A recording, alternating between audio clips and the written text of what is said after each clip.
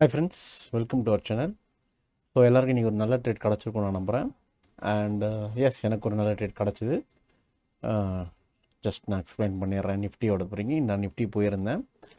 So Nifty பொறுத்த வரைக்கும் பாருங்கள், நான் ஆக்சுவலி நம்ம ஒரு கேப் அப் 200 இது பார்த்துருந்தோம். பட் கேப் டவுனில் வந்து பேங்க் நிஃப்டி வந்து ஓப்பனிங் அண்ட் ஃப்ளாட்டாக வந்து ஃபஸ்ட் ஹேண்டில் ஒரு 200 பாயிண்ட்ஸ் ஃபால் கொடுத்தாங்க. ஸோ நம்ம ஃப்ளாட்டு இல்லைனா ஒரு 200 பாயிண்ட்ஸ் கேப் அப் பிளான் சொல்லியிருந்தோம். பட் அவங்க கரெக்டாக ஃப்ளாட்டு கேப் டவுன் பண்ணிட்டாங்க. அண்டு நிஃப்டி பொறுத்த வரைக்கும் ஃப்ளாட்டாக தான் இருந்துச்சு, பெரிய ஃபால்லாம் இல்லை. ஸோ நிஃப்டி பொறுத்த வரைக்கும் நம்ம லைக் நம்ம ரிவர்சல் ஜோனுக்கு கீழே வந்துட்டு நம்ம ரெஸ்டான்ஸாக கொடுத்துருந்ததை இன்றைக்கி சப்போர்ட் ஆக்ட் ஆகிருக்கு. நான் எதுவுமே மாற்றலை, ஏன்னா நம்ம அது நேத்தியோட லெவல்ஸ் அப்படின்னு நான் மெயின்டைன் பண்ணிகிட்ருக்கேன். ஸோ நம்ம சப்போர்ட் வந்து இது எடுத்துகிட்டு இருந்தாங்க, பிரேக் பண்ணி ரெஸ்டான்ஸ்லேயே பாருங்கள் ரொம்ப நேரம் இருந்தாங்க. இந்த இடத்த வந்து அவங்க கட் பண்ணதுமே நான் இங்கே ஒரு கால் ஆப்ஷன் போயிருந்தேன்.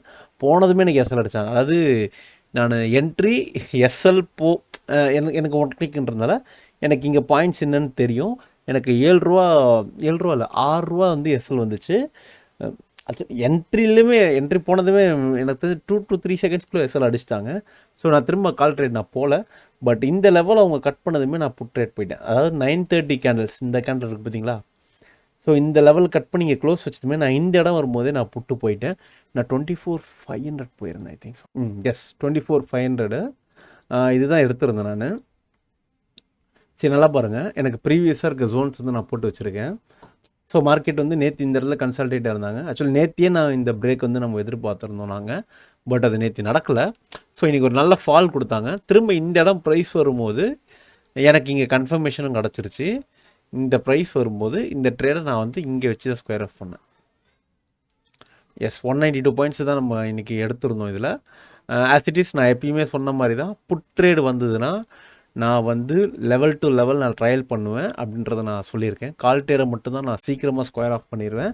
புட் ட்ரேட் வந்தால் நான் சீக்கிரமாக ஸ்கொயர் ஆஃப் பண்ண மாட்டேன்னு நான் சொல்லியிருந்தேன். ஏன்னா என்னோடய லாஜிக் படி எப்பயுமே ஃபால் ஈஸியாக இருக்கும், ரெக்கவரி ரொம்ப கஷ்டமாக இருக்கும். ஸோ ஏன் இந்த லெவலில் நான் எஸ்எல் ட்ரையல் பண்ணிகிட்டே வந்தேன். ஆக்சுவலி இந்த லெவல் போகும்போது நான் 50% ஆஃப் எஸ்எல் வச்சுருந்தேன், ட்ரையல் பண்ணிவிட்டேன்.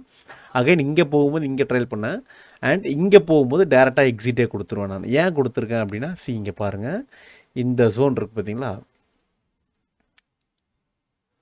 ஸோ இந்த ஜோனை வந்து அவங்க எப்படி ப்ரீச் பண்ணியிருக்காங்கன்னு பாருங்கள். இது ஒரு நல்ல ஃபுல் ப்ரெஷர் கேண்டலில் அழகாக ப்ரீச் பண்ணியிருக்காங்க.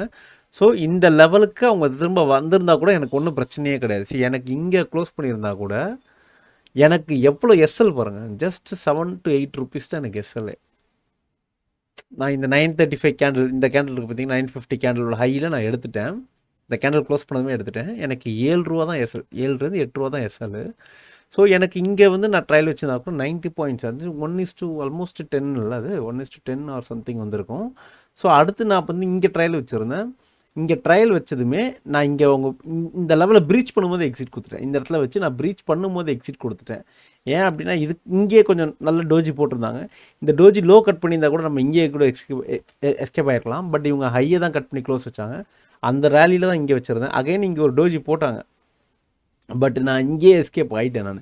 ஏன்னா இவங்க டோஜி நமக்கு தெரியும் அந்த டோஜி போட வராங்களா அப்படின்றது தெரியும். ஏன் போட வராங்கன்னா, எனக்கு செல்லர்ஸ் இங்கே தான் இருந்திருக்காங்க. இதுக்கு மேலேனா எனக்கு வந்து 409 தான். அப்போ 409 இந்த ஸ்ட்ரைக்கு போகணும்னா, ஸோ லிட்ரலி இங்கேருந்து அவங்க அடுத்த ஜோன் இங்கே தான், ஓகேவா? 83 பாயிண்ட்ஸ் இவங்க போகணும். 83 பாயிண்ட்ஸ் இவங்க போகணுன்னா ஸ்பாட்டு ஆல்மோஸ்ட் ஒரு 150 பாயிண்ட்ஸ் கீழே விழுகணும். அதுக்கான சினேரியோஸ் அங்கே இல்லைன்னு எனக்கு தெரிஞ்சிருச்சு. ஏன் அப்படின்னா, மார்க்கெட் ஃபால் ஆனது, நம்ம சப்போர்ட்டை ப்ரீச் பண்ணாங்க. இங்கே பாருங்கள் டோஜி போட்டாங்க. ஸோ அதே 10:40க்கு இங்கே பாருங்கள் ஸ்ட்ராங்கான அந்த டோஜி வந்திருக்கும். அப்போ நம்ம இங்கே வரும்போதே நம்ம எஸ்கேப் ஆயிடணும். ஸோ நான் இந்த லெவலில் நான் டேரெக்டாக ப்ரைஸே போட்டுட்டேன். 328க்கு நான் போட்டிருந்தேன். எனக்கு 328 அடிச்சிட்டாங்க. 356 வரைக்கும் போனாங்க. ஆல்மோஸ்ட் 30 பாயிண்ட்ஸ் எனக்கு மேலே தான் போயிருக்கிறாங்க. 27 பாயிண்ட்ஸ் எனக்கு எக்ஸஸாக போயிருக்கிறாங்க. நான் அதை கேப்சர் பண்ண மாட்டேன். ஏன்னா எனக்கு அந்த லெவல் தான் எனக்கு. அதுக்கப்புறம் அங்கே வந்து அது ஏன் அவ்வளோ பெரிய விக்கு வருதுன்னா, அப்போ அந்த இடத்துல அவ்வளோ செல்லிங் நடக்கும். ஏன்னா இங்கே இருக்கிறவங்க ஆக்டிவேட் ஆவாங்க, ப்ளஸ் இங்கே இருக்கிற செல்லர்ஸ் அங்கே போய் மூவ் பண்ணுவாங்க. ஏன்னா அவங்களுக்கு தெரியும் இங்கே ஆல்ரெடி செல்லர்ஸ் இருக்காங்க. மேபி இந்த செல்லரே இங்கே வரைக்கும் கொண்டு வந்து அதுக்கான ப்ராஃபிட்டை பார்த்து முடிச்சதுக்கப்புறமா அகைன் இந்த பொசிஷனை இங்கே க்ளோஸ் பண்ணிவிட்டு அகைன் இங்கே வரைக்கும் கொண்டு போயிட்டு இங்கேயே கூட அவங்க திரும்ப கொண்டு வந்திருக்கலாம். ஏன்னா அவங்க கீழே கொண்டு வந்ததும் பார்த்தீங்கன்னா திரும்ப இங்கே செல் அடிச்சிருந்தாங்க. அவங்களுக்கு 150 பாயிண்ட்ஸ் நியர்லி கிடச்சிருக்கு. அதே மாதிரி நீங்கள் இன்னொரு விஷயமும் கவனிங்க. இங்கே பாருங்கள், இது ஒரு ரெஸ்டாரண்ட்ஸாக பிரேக் பண்ணாங்களா, அகைன் இது ஒரு நல்ல சப்போர்ட் எடுத்தாங்களா, அகைன் பாருங்கள் இது நல்ல ஒரு ரெஸ்டாரண்ட் ஆக்ட் கீழே வந்துச்சா. இந்த பாருங்கள், இந்த இடத்துலலாம் அவங்க ஸ்ட்ரகிள் பண்ணியிருக்காங்க. ஏன் ஸ்ட்ரகிள் பண்ணியிருக்காங்கன்னா, இந்த இடம்லாம் already prices multiple time struggle ஆகிருக்கு. இதுதான் நம்ம மல்டிபிள் லெவல்ஸு நம்ம திரும்ப திரும்ப ரிப்பீட்டடாக நம்ம வீடியோவில் சொல்கிறது இதுதான். இந்த ப்ரைஸை நீங்கள் ஃபாலோ பண்ண ஆரம்பிச்சிட்டிங்கனாலே எங்கே பையர் இருப்பாங்க, எங்கே செல்லர் இருப்பாங்க நம்ம கண்டுபிடிச்சிடலாம். மோரோவர் பையர் நினச்சா மார்க்கெட்டை ஒரு 10-20 பாயிண்ட் கூட மூவ் பண்ணுறது ரொம்ப கஷ்டம். பட் ஒரு செல்லர் நினச்சாங்கன்னா அது ஈஸியாக மூவ் பண்ணிடலாம். ஏன் அப்படின்னா அவங்களோட பவர் அதுதான். ஆக்சுவலாக ஒரு பையரால் மார்க்கெட்டை மூவ் பண்ணுறதுலாம் ரொம்ப கஷ்டம் தான். பட் ஒரு செல்லர் ஈஸியாக அதை மூவ் பண்ணிடலாங்க. ஏன்னா ரைட்டர்ஸோட பவர் வந்து ரொம்ப அதிகம். ஆக்சுவலாக அவங்களோட கெப்பாசிட்டி அதிகமாக இருக்கும். நம்ம அளவுக்கான கெப்பாசிட்டி நம்மளோட அதிக கெப்பாசிட்டி இருக்கும். பட் நம்ம அவங்களோட ஈஸியாக வின் பண்ணலாம். எப்படின்னா, அவங்க எந்த டைரெக்ஷன் போகிறாங்கன்றதை நம்ம கெஸ் பண்ணிட்டோன்னா நம்ம ஈஸியாக வின் பண்ணலாம். நான் இங்கே எங்கேயுமே ட்ரேட் எடுக்கலை. நான் ட்ரேட் எடுக்கலை. எனக்கு இங்கே ஒரு ஜோன் இருக்குது. ஜோன் மீன்ஸ் நேற்று இங்கே பார்த்தீங்க ரொம்ப நேரமாக கன்சல்டேட் கீழே விழுந்தாங்க. ஃபார் எக்ஸாம்பிள் இதை பாருங்கள், இங்கே ஒரு சப்போர்ட் எடுத்திருந்தாங்க.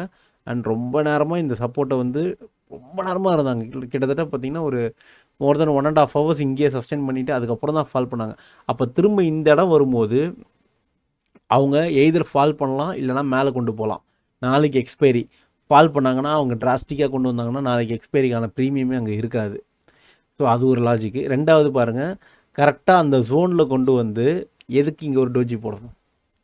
தட் மீன்ஸ் இந்த ஜோனில் டோஜி போட்டு டோஜி அப்சைடில் கட் பண்ணாங்கனாலே நாங்கள் கீழே தான் வரப்போகிறோன்றதை அவங்க கன்ஃபார்ம் இங்கேயும் கன்ஃபார்ம் பண்ணிட்டாங்க, இங்கேயும் கன்ஃபார்ம் பண்ணிட்டாங்க. இது ரெண்டுமே எங்கே நடக்கணும்னா, என்னுடைய ரிவர்சல் ஜோன்ஸு, என்னோடய ரெசிஸ்டன்ஸில் ஏதாவது ஒரு இடத்துல நடக்கணும். அதை மீறி எங்கே நடந்தாலுமே அதை நான் வந்து பெருசாக கேர் பண்ண மாட்டேன். ஏன் அப்படின்னா, இந்த ஜோனுக்கும் இந்த ப்ரைஸும் எனக்கு மேட்ச் பண்ணணும். மேட்ச் பண்ணால் தான் நான் எடுப்பேன். இது மேட்ச் பண்ணுறது ரொம்ப ஈஸி தான். அது மேட்ச் பண்ணலாம். நீங்கள் ரெகுலராக ப்ராக்டிஸ் பண்ணிங்க அப்படின்னா ஈஸியாக அதை மேட்ச் பண்ணலாம். ரொம்ப கஷ்டம்லாம் கிடையாது. ரொம்ப ஈஸியாக அதை மேட்ச் பண்ணலாம். ஸோ நான் அப்படி தான் ப்ராக்டிஸ் பண்ணி தான் நான் அதை மேட்ச் பண்ணிகிட்ருக்கேன். கண்டிப்பாக மேட்ச் ஆகும். ஒன்றும் இல்லை, இங்கே மல்டிபிள் டச்சஸ் மாதிரி நீங்கள். ஆனால் என்னென்னா, நீங்கள் வந்து ப்ரீ மார்க்கெட்லேயே மார்க்கெட் எங்கே இருக்க போகுதுன்னு உங்களுக்கு தெரிஞ்சிடும். இப்போ இன்றைக்கி ஓப்பனிங் எதுன்றது உங்களுக்கு தெரிஞ்சிடும். அப்போ நீங்கள் வந்து இந்த இடம் வரும்போது என்ன ஸ்ட்ரைக் நீங்கள் இருக்கலாம். நான் ஏன் இன்றைக்கி 100 பாயிண்ட் 150 பாயிண்ட்டில் நான் எடுக்கிறேன்னா, எனக்கு எக்ஸ்பைரி ப்ரீமியம் சீப்பாக கிடைக்கும். ஸோ என்னோடய கேபிட்டலில் நாங்கள் டிப்ளை பண்ணும்போது கம்மியாக டிப்ளை பண்ணுறதுக்கான சினரிஸ் எனக்கு கிடைக்கும். நான் அதை விட்டு நான் ஒரு 400 பாயிண்ட் 300 பாயிண்ட் போனால் எனக்கு நல்ல ரிசல்ட்டே கிடைக்கும், இல்லைன்னு சொல்ல மாட்டேன். பட் எனக்கு கேபிட்டல் இடத்துல நான் பெருசாக இன்ஃபியூஸ் பண்ணுற மாதிரி ஆயிரும். அதனால் நான் வந்து அது 150 பாயிண்ட்டுன்றது அதுவே டீப் இந்த மணி தான். ஸோ அது போகிறதே பெருசு தான், நியர்லி எக்ஸ்பீரி டைம்ஸு. ஸோ அதை நான் மூவ் பண்ணிட்டேன். அண்ட் பேங்க் நிஃப்டி பார்த்துடலாம் வாங்க. பேங்க் நிஃப்டி பொறுத்த வரைக்கும் இன்றைக்கி எங்கேயுமே அவங்க என்ட்ரி தரல. ஆக்சுவலாக இந்த இடத்துல ஒரு என்ட்ரி கொடுத்துருக்காங்க. பட் இந்த ஜோன் பார்த்திங்கன்னா நம்மளை ப்ரீச் பண்ணாமே இருக்குது. ஸோ இந்த இந்த இந்த கேண்டில் வந்து இந்த ஜோனை ப்ரீச் பண்ணி இந்த இடத்துல டோஜி கன்ஃபார்ம் பண்ணியிருந்தாங்க. இது நம்ம சூப்பராக எடுத்துருக்கலாம். பட் இது இந்த மூமெண்ட்டில் எஸ்கேப் ஆகி வெளில வந்தவங்க மட்டும்தான் சேஃபு. இந்த மூமெண்ட்டில் மாட்டினவங்க நிலமையெல்லாம் ரொம்ப கஷ்டம். சரி, சச் எ ஒஸ்ட்டு சைடுவேஸ்னாலுமே ப்ரீமியம் எந்த டைரக்ஷனில் நீங்கள் எடுத்தாலும் எஸ்எல் ஹண்ட் பண்ணிக்கிட்டே இருந்தாங்க. டு பி ஃப்ராங்க், எல்லா பேங்க்குமே நீ நெகட்டிவ் தான். ஆனால் மார்க்கெட் ஃபாலோ ஆகலை பெருசாக. இண்டெக்ஸு என்னப்பா 400 பாயிண்ட் விழுந்திருக்குன்னா ஓப்பனிங்கில் விழுந்தது தான் ஃபாலு. அதுக்கப்புறம்லாம் அவங்க விழுகவே கிடையாது. ஸோ எக்ஸாக்டாக நம்ம சப்போர்ட் பார்த்திங்கன்னா இன்றைக்கி சூப்பர் ரெஸ்டான்ஸ் ஆக்ட் ஆகிருக்கு. ஸோ இது ஒரு நல்ல ஜோனாக ஆக்ட் ஆகிருக்கு. எனிவே நம்ம இன்றைக்கி பேங்க் நிஃப்டியில் ட்ரேட் பண்ணல. பட் இன்றைக்கி பேங்க் நிஃப்டியில் ஒரு ட்ரேட் கிடச்சாலும் நல்ல ட்ரேடாக கிடச்சிருக்கும் கண்டிப்பாக எல்லாருக்குமே. பட் அதுக்கப்புறம் வாய்ப்பே இல்லை, ரொம்ப கஷ்டப்பட்டுருப்பாங்க. அண்டு பேங்க் நிஃப்டி விழுந்தளவு ஃபின் நிஃப்டி ஒரு சைக்கிளே விழுகலை. ஃபின் நிஃப்டியும் பாருங்கள், எக்ஸாக்டாக எங்கேயுமே நமக்கு என்ட்ரி தரல. ஆனால் நம்ம சப்போர்ட்டை ரொம்ப சூப்பராக எடுத்திருந்தாங்க. சப்போர்ட்டை நல்லா ஆக்ட் பண்ணிவிட்டு உங்களுக்கு சூப்பராக அதை பண்ணி கொடுத்துருந்தாங்க இன்றைக்கி. ஸோ அண்ட் மிட் கேப் பொறுத்த வரைக்கும் நிஃப்டி ரெக்கவர் பண்ண மாதிரி கூட I think so 150 points recover பண்ணாங்க.